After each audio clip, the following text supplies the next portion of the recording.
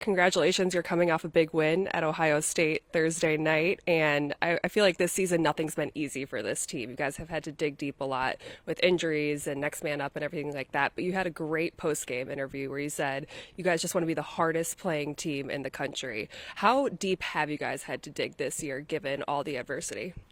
Yeah, we've definitely faced a lot of adversity, and Brooks is a guy that was kind of the epitome of working super hard, giving his all every day, and when a guy like that goes down, that we're all super close with, you kind of just want to play like him. Our coaches do a great job motivating us and keeping us engaged and believing in us and allowing us to believe in ourselves. So.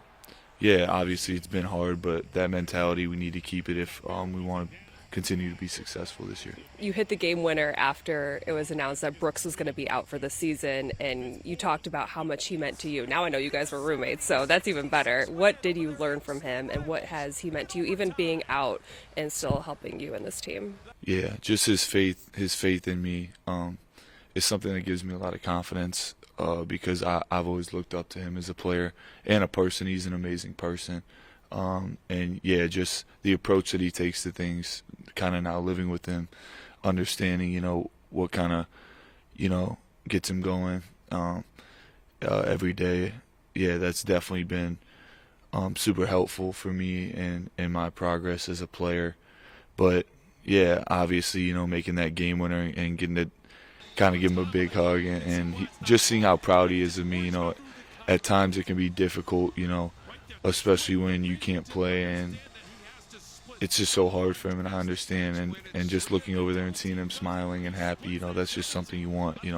He's probably my best friend, so yeah, just seeing that happiness, that joy coming from him in such a tough time it was something special for sure. I love that. I feel like you mentioned how Chris has also kept this team together and all the coaches. When I think of Chris Collins, he seems like one of the most human basketball coaches there is out there. You saw it when he was talking about Brooks. You see it every post game after a win. How has he kept this group so tight? Yeah, he keeps it real with us. He always will address the fact that things aren't maybe going the way that we want, but there's no elephant in the room anymore. Kind of taking that element away, allowing us to come out of our comfort zones a little bit, and kind of just invest in each other.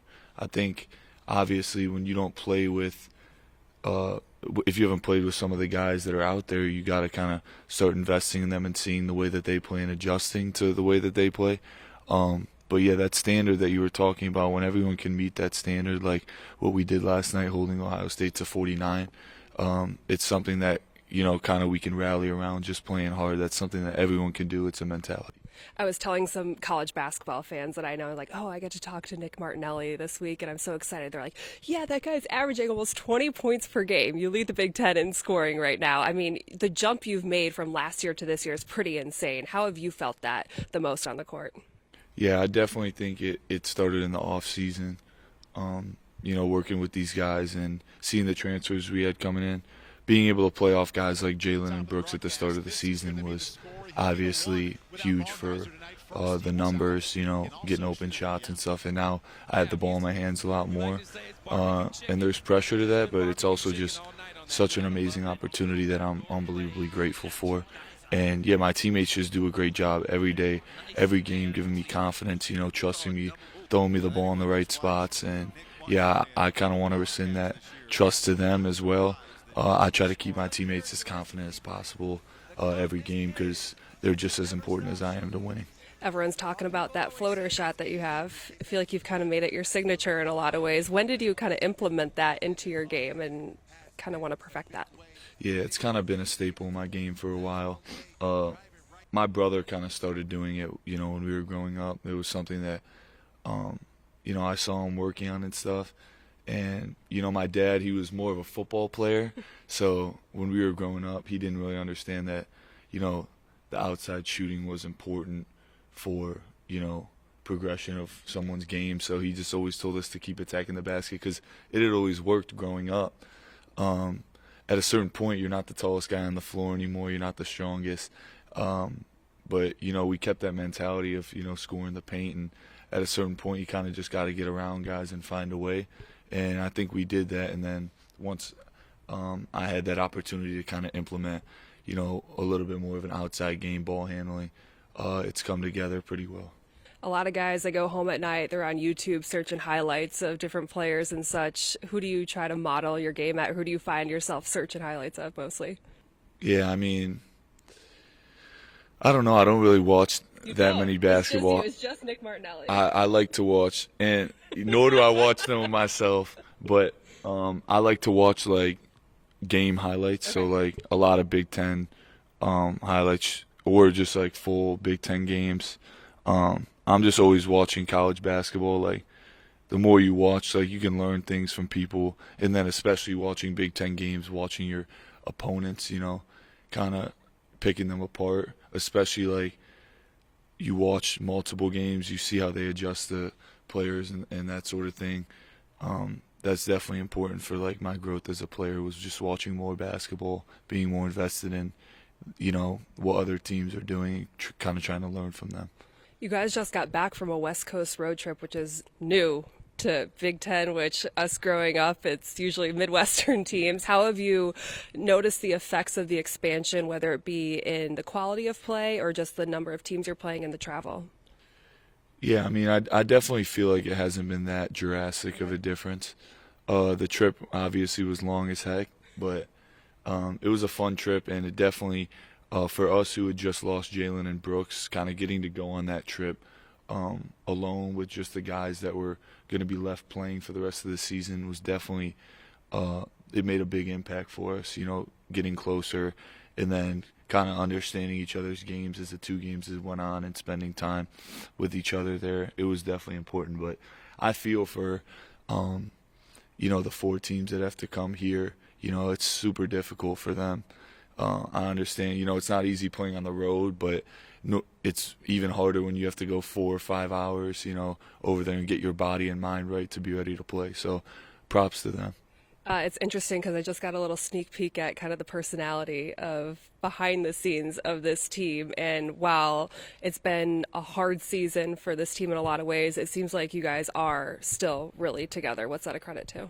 Yeah, I think just we're a super faith-based team, all of us have kind of come to understand a lot of Christian values, and we share that. I definitely think, we can attribute that to just the positivity that we have and the approach that we have to practice every day. We kind of found our purpose in Jesus, and that's something that we share and we talk about, and we do Bible studies, and we understand that at the end of the day, as much as we love this game and being on the court, it's the relationships that we build with each other through God that, we can kind of have. So, yeah, it's definitely we've definitely grown in that since my freshman year, and I think, a lot of success has come of it. You grew up in Glenview. You get to play just down the street for Northwestern in Evanston, and this fan base has really taken to you. I was looking up on Twitter, you have a fan base called the Martinelli Mob. Do you know about them? No.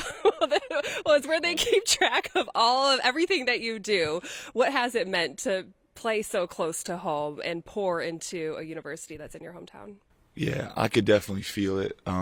As soon as I started even getting in the game my freshman year, I could feel like, all the people that I kind of grew up with, they're around here and they were watching and everyone was trying to check in. And yeah, it feels great to get to play in front of, people from my hometown all the time. I have people texting me saying they're coming to the game. And obviously I'm not necessarily motivated by that, but it just makes me, feel joy to know that people do care. Through ups and downs, people do care for me. So, yeah, it's definitely been awesome. We have an amazing fan base, and I think it just comes, our fan base, feeds off of the kind of character and mentality that we have on the team, like our coaches and our players, and I think it's just been special to see it kind of grow over 3 years. Final question, as you enter the month of March, not knowing what's in store for you guys this season, what's the mentality you have? Yeah, I think just taking it day by day as we've been doing these past, couple months. Honestly, the whole year, we had Brooks out at the start. A lot of things have changed, and our adaptability has been something that we've been working on a ton. And yeah, I definitely just think that coming into March, obviously everyone has big dreams, and we still have big dreams that we're looking to attain, but we're not going to do that unless we take it day by day.